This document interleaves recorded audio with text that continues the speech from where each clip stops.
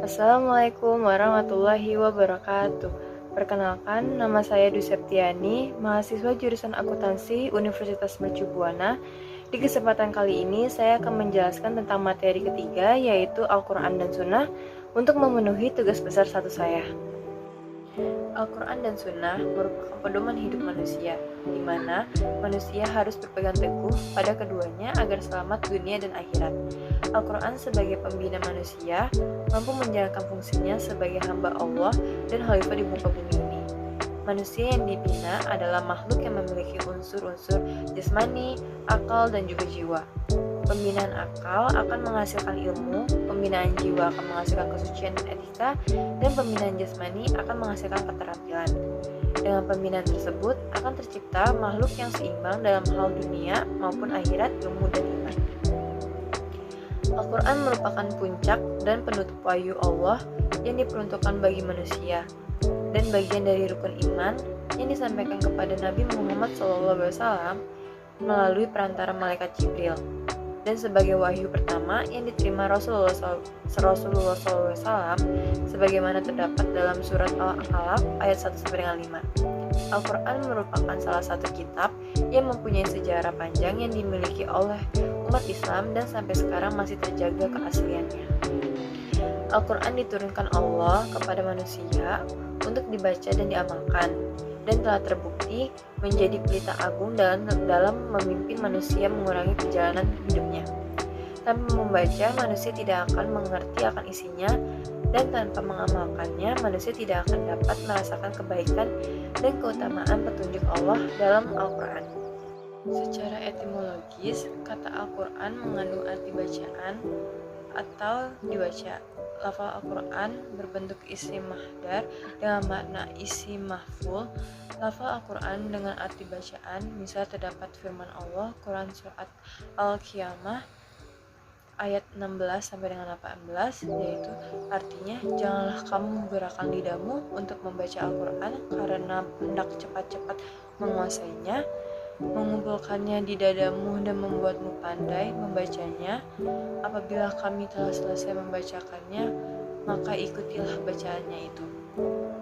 Dan secara terminologis, definisi Al-Quran yaitu 1. Menurut Al-Zarqani, Al-Quran adalah lafal yang diturunkan kepada Nabi Muhammad SAW dan permulaan surah Al-Fatihah sampai akhir surat An-Nas. Yang kedua, menurut Mana Al-Qatan, Al-Quran adalah dasar agama dan sumber tasyri sebagai hujan atau dalil Allah yang cocok sepanjang zaman yang disampaikan oleh Rasulullah SAW kepada umatnya untuk diikuti perintahnya. Yang ketiga, menurut Syafi'i Hasan Abu Thalib, Al-Quran adalah wahyu yang diturunkan dalam bahasa Arab dan maknanya dari Allah SWT melalui wahyu yang disampaikan kepada Nabi Muhammad SAW. Ia merupakan dasar dan sumber utama bagi syariat. Dari definisi yang sudah saya jelaskan tadi, Al-Quran memiliki ciri khas dan keistimewaannya, yaitu yang ke-1, lafaz dan maknanya datang dari Allah dan disampaikan kepada Nabi Muhammad SAW melalui malaikat Jibril dengan jalan wahyu. Yang kedua, Al-Quran diturunkan dengan lafaz dan gaya bahasa Arab terdapat dalam Quran surat Az-Zukhruf ayat 3 yang artinya, sesungguhnya kami menjadikan Al-Quran dalam bahasa Arab supaya kamu memahaminya. Yang ketiga, Al-Quran disampaikan diterima dengan jalur tawatur yang menimbulkan keyakinan dan kepastian tentang kebenarannya. Nah, selanjutnya kita akan membahas sejarah turunnya Al-Quran.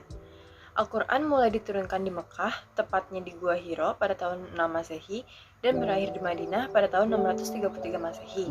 Dalam jarak waktu kurang lebih 23 tahun beberapa bulan, wahyu ilahi yang diturunkan sebelum hijrah disebut ayat Makkiyah yang merupakan 19 dari 30 surah dalam Al-Quran. Mengenai isi surat ayat pada umumnya berupa ajaran atau seruan bertauhid yang murni atau ketuhanan yang Maha Esa secara murni dan juga tentang pembinaan mental dan akhlak. Nah, selanjutnya Adapun Al-Quran yang diturunkan sesudah hijrah disebut surah atau ayat Madaniyah yang merupakan 11 dari 30 surah dalam Al-Quran. Mengenai isi surah Madaniyah ini pada umumnya berupa norma-norma hukum untuk pembentukan dan pembinaan suatu masyarakat atau umat Islam dan negara yang adil dan makmur yang diridhoi oleh Allah Subhanahu wa taala. Al-Quran mulai diturunkan kepada Nabi Muhammad SAW pada malam Lailatul Qadar tanggal 17 Ramadan pada waktu Nabi telah berusia 40 tahun bertepatan dengan 6 Agustus 610 Masehi.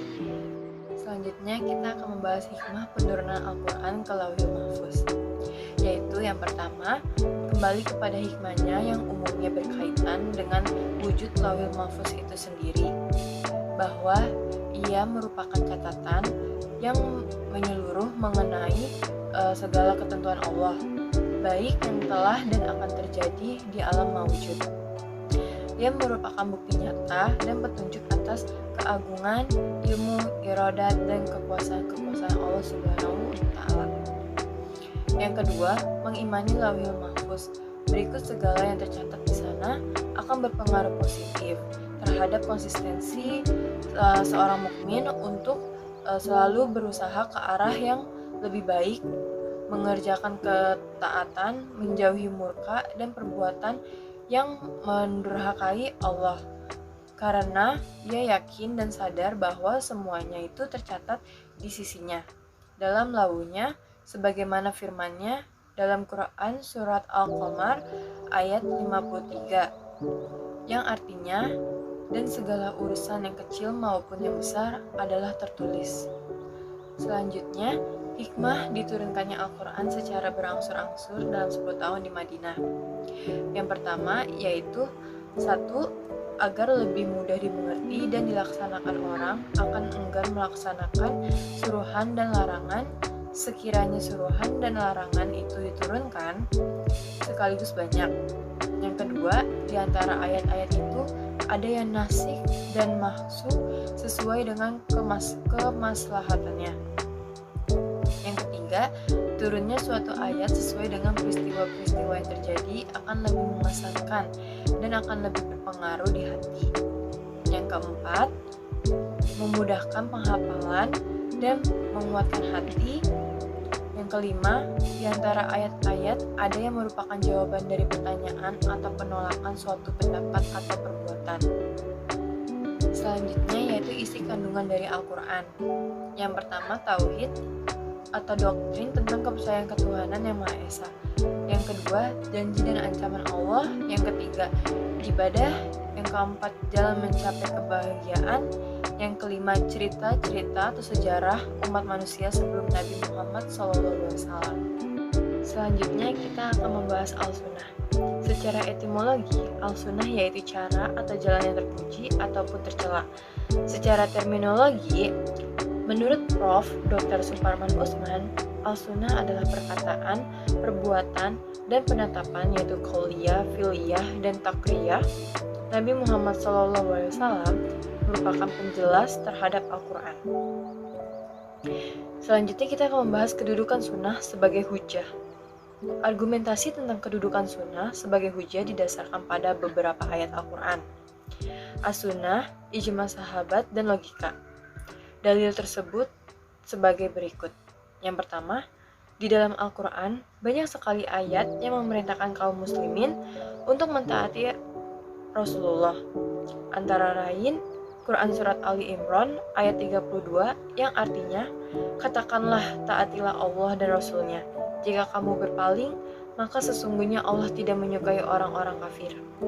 Yang kedua, di antara beberapa hadis Rasulullah yang memerintahkan kepada kaum muslimin agar selalu berpegang teguh pada sunnahnya adalah riwayat Imam Ahmad dari Abi Naji Al-Irbad bin Sariyah R.A.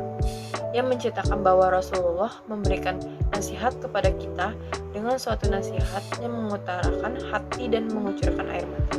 Yang ketiga, ijma para sahabat bahwa selama mereka tidak mendapatkan ketentuan hukum suatu kejadian di dalam Al-Quran, maka mereka meneliti hadis-hadis yang dihafal oleh sahabat dan tak seorang pun di antara mereka yang mengingkari sunnah Rasulullah apabila yang diriwayatkan oleh sahabat lain itu dapat diyakini kebenarannya.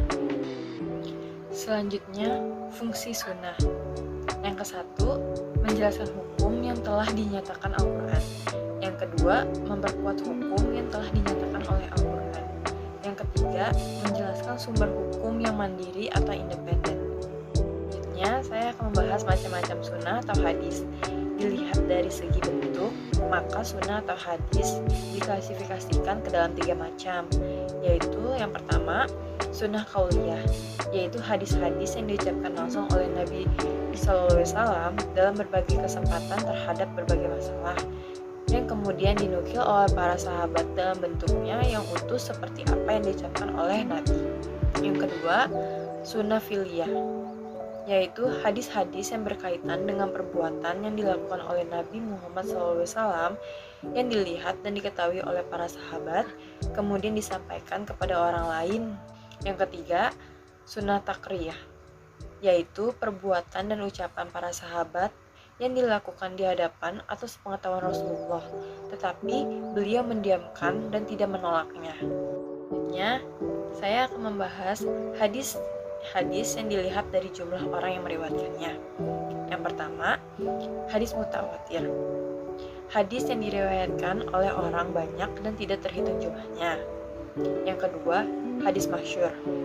Hadis ini yang lapis pertamanya beberapa orang sahabat atau lapis keduanya beberapa orang tabi'in setelah tersebar dinukilkan oleh orang banyak.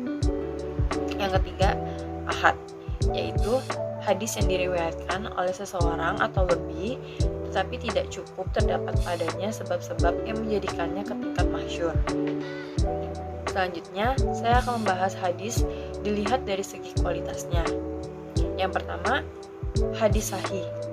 Hadis ini yaitu hadis yang sanadnya bersambung ke Nabi Muhammad SAW melalui rawi-rawi yang karakteristik moralnya baik atau adil dan kapasitas intelektualitas yang mumpuni tanpa ada kejanggalan atau catat baik dalam mata maupun sanadnya.